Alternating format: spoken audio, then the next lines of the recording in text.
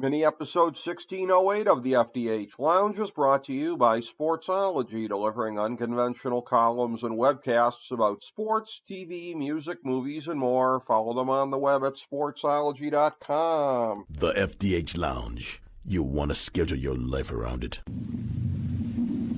A long time ago, on a gloomy, wet Cleveland spring night, two men stand alone amidst the late-night drizzle. Their voices echo across the vacant station parking lot as they debate the merits of the great American radio show that have been missing for far too long. On that night, an idea was born.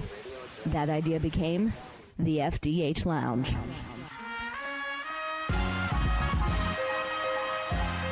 Welcome to the FDH Lounge. Welcome to mini episode 1608 of the FDH Lounge. This is FDH Managing Partner Rick Morris here with our preview of Succession episode 4.4.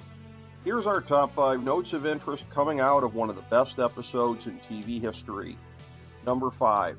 Connor and Willa actually got married, and it was by far the least significant thing to happen in the episode titled Connor's Wedding, Story of His Life.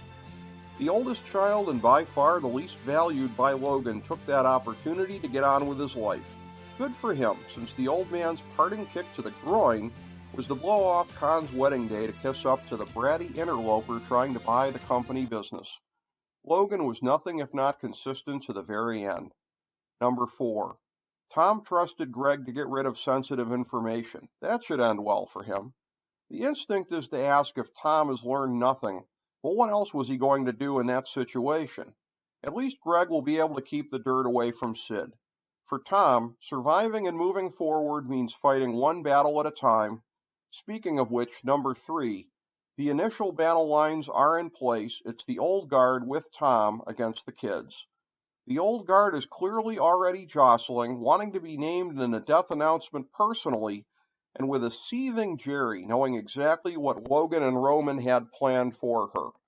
Of course, the splintering among the kids is yet to come, since they all saw themselves in the big seat for many years. In essence, this program crafted one of the most unique 3-act arcs in TV history. In retrospect, we can now see that Act 1 was the kids all circling each other and frequently knifing each other to get ahead. That lasted 3 seasons. Act 2 is incredibly short, the time in which the siblings are all on the same page, but Roman's reluctant double game with Logan, which Jerry is surely about to expose, already threatens their unity. Act 3 may start as soon as this week, a true free-for-all heading into the endgame in which the siblings make common cause with whoever can advance their own interests. There truly are no words for what is ahead. Number 2. Who are the big wild cards moving forward?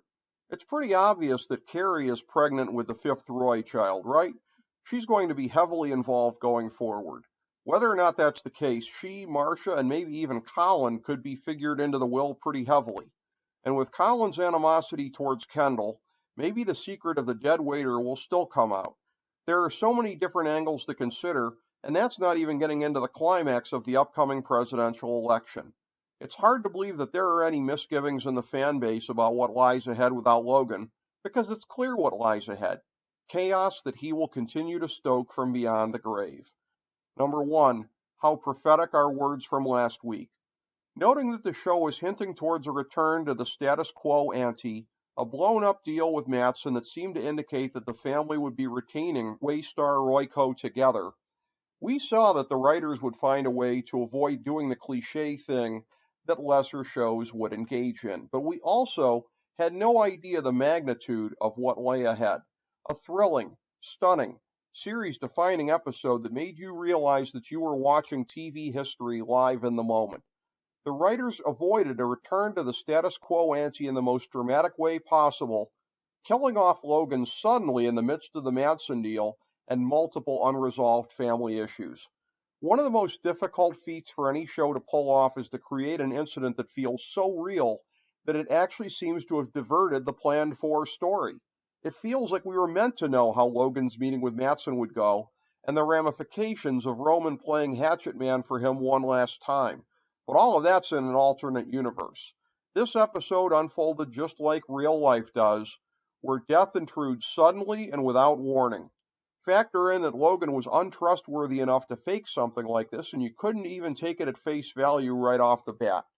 From the unbelievably sudden timing of it, to the incredible writing and direction, to the slowly unfolding reality that Logan wasn't going to come back from this health scare, to the daring of giving their most important episode such a bland and misleading name, this was a moment of television that you had to experience in the moment, and you were incredibly fortunate if you did.